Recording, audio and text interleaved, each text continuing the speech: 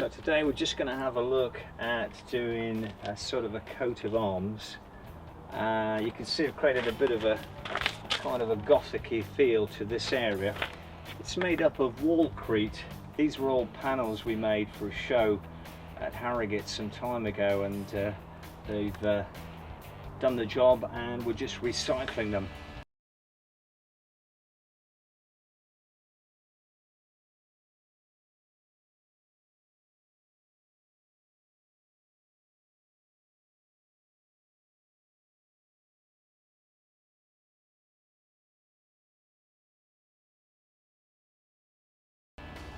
And so what I've done is I've gone on the internet and have a look at our sort of coat of arms for Baldwin, and the basic coat of arms is that.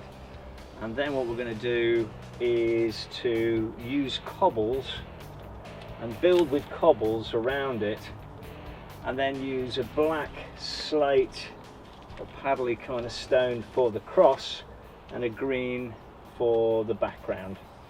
Okay, so we're going to have a look at how to do vertical cobble mosaicing.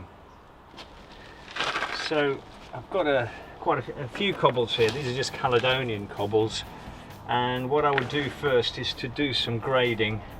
So looking at the sizes and the thickness, we've sort of got that thickness, we've got a sort of more slender one, and we've got obviously a multitude of different things. So I've done some grading. You can see I've got quite a lot of big stones there, but it'll be much easier to build if I keep them all in about the same size. And then you've got a middle row, which is the largest amount of stone, and then I've got some thinner ones, and then there's a few black Scottish beach pebbles as well. So that'll be useful now. I've done the grading, could do with a bit of a clean up as well, and then we're ready to go. Plan is to build up in the cobbles around. When I get to the actual coat of arms, I'll have to sort of kind of work it either way, and then what you can do, you can cover this with black polythene actually, which is a good idea. If it rains, this is going to come off quite quickly, so I'm risking it a little bit, but it's quite a nice day today. But that's a good idea to do. Same when you're doing horizontal mosaic work. So for the mortar, I'll have 4 parts wash sand, 1 part lime, and 1 part cement.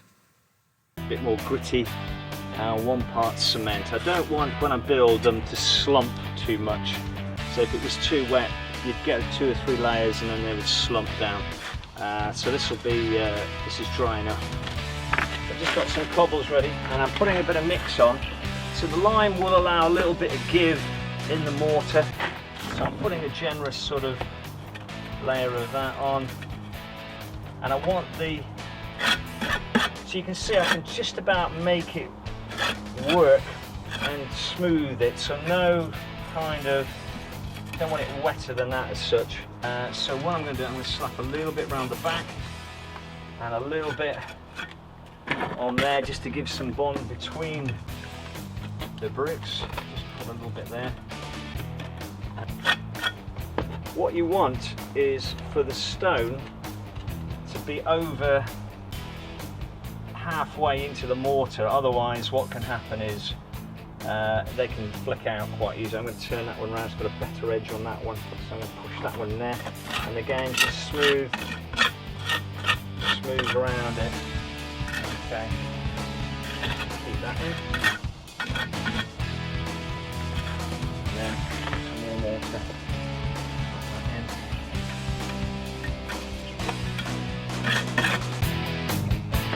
Again, try and find a technique to put some water in there, just pull that back over the top.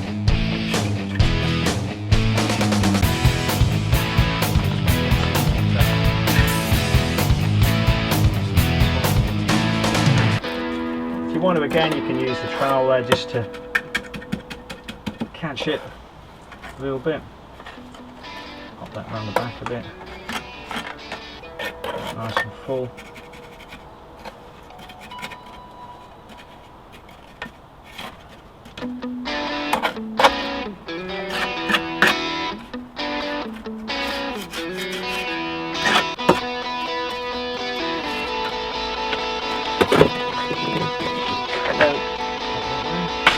technique I'm using to get the mortar in is I'm actually using both trowels just to put a bit of mortar on the back of the big trowel, and then this curved trowel, very, very useful.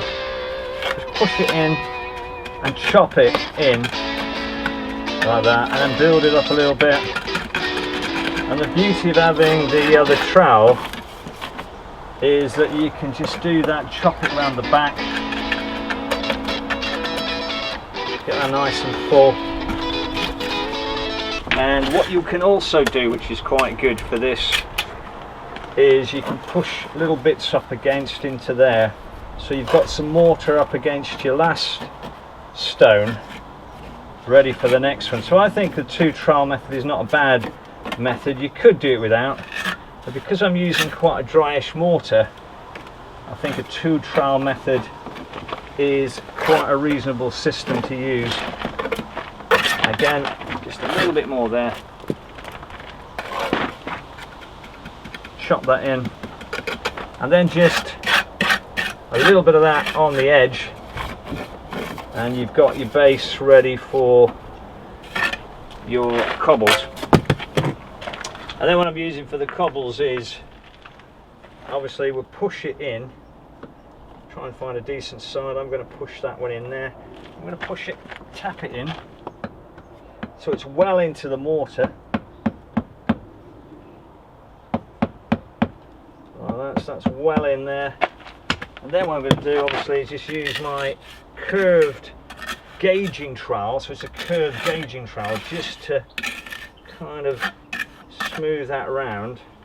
And also I can drop a little bit on the back there, just to stop the water getting down the back and breaking that one out. So a curved trowel, a gauging trowel, is a very useful tool for this kind of work. So you can use a spirit level just to make sure that it's running level, or string a line with pins, and that's an excellent way. If you've got pins in a line, that will work really well.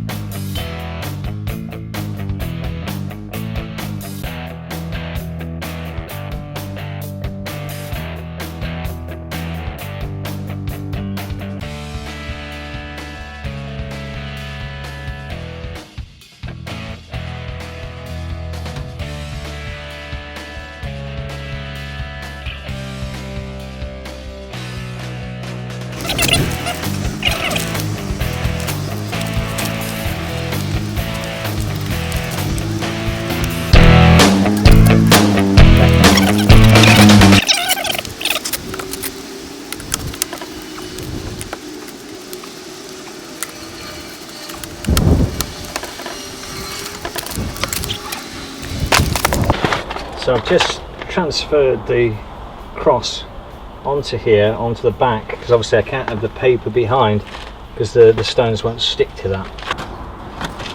So I've just wet the mix down a little bit just to build this little tiny wall for this bottom of the shield,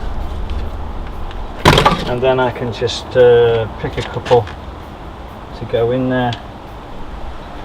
And what I'm going to do is use a couple of smaller ones.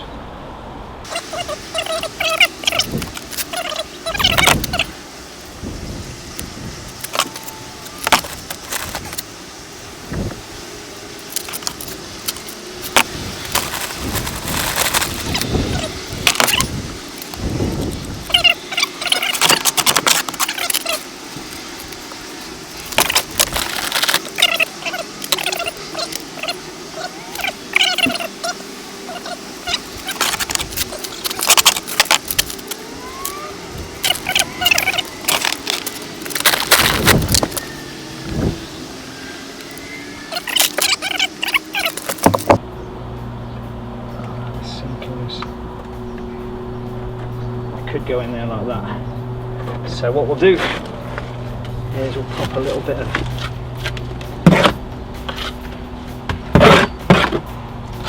mortar on the back, and a little bit on the sides. Just see if we can get that one in there. Yep, that's alright. That's okay. We've just got a bit of pointing to do, and then obviously it's all going to be brushed and dragged out to get that final finish. So, just a bit of pointing up, give the trowel a little tap, and then we can begin to just fill in a bit. I'm going to use the tip of the trowel just to fill in.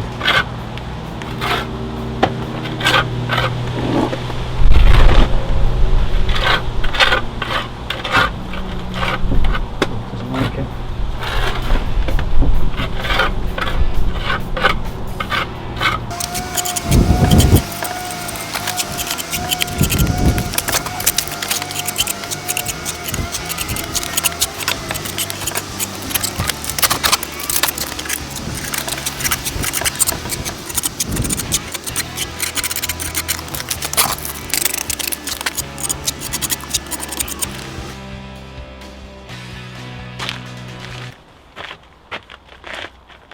Okay, well that just about wraps it up. We've got a bit of a shield there. We'll need to really have a good sort of lot of rain or wash it down to really get the colours come out of it. Okay, but that's a bit of vertical cobbling. Quite a slow process to do it that way. Okay, but anyway, have a go.